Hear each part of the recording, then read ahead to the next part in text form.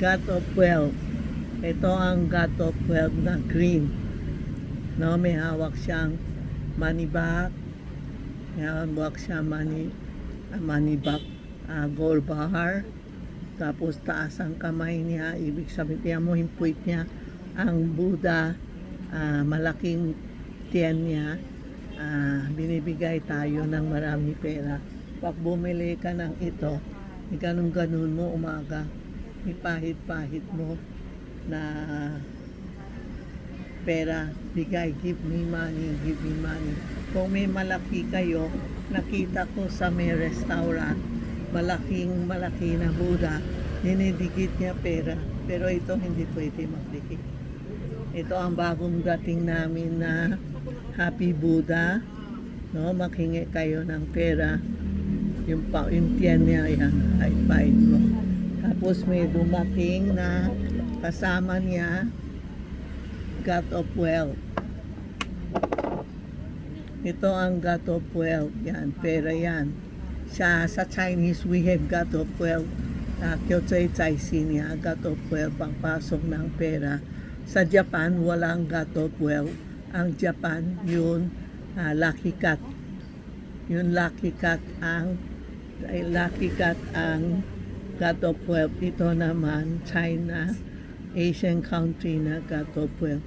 Pwede mo isabay itong dalawa. Ayan.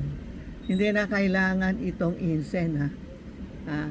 I-display mo lang araw-araw kausap mo. O display mo, it's mean good luck tayo. Good luck tayo sa mga pera. Kailangan tayo lahat na pera. Ito ang gagamit mo. God of Wealth. Ito ang bagong dating na God of Wealth. Yan po, ha. Pili kayo and text Tita Maxi o Charmy Ongpin, si Inday o si Rena para maka-bear kayo ng how much. Wag kayo tumawag gabi. May mga customer gabi tumatawag. Rena, gabi tumatawag gabi. Nagte-text tapos pag hindi ka sumagot nagagalit.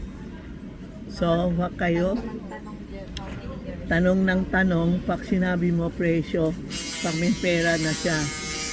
Okay lang. Pero wag naman yung gabi kayo tumatawag tapos sabihin nyo, next time na kung may pera ka na, sika kayo bibili. Ini-istolbo mo ang tao. Kung bibili ako ng isang item, kung may pera na ako, sika ako bibili. Hindi yun, tatanong kayo, tapos sasabihin nyo, ay sorry po, mag-iipon ako. Ay sayang naman, ang daming nagtatanong. Okay po. Yan lang po, ha. Thank you, ha. Kung gusto kayo, tanong nyo kay Inday o kay Rena. Marami kami items dumating ngayon. Marami hindi galing foreigner. Dumadating na, pumupunta dito, nag-a-advise, bumibili. So, pwede na kayo pumunta dito. Magtanong na kayo kay Inday, kay Tita Maxi o kay Charmy Ongpin. Thank you po.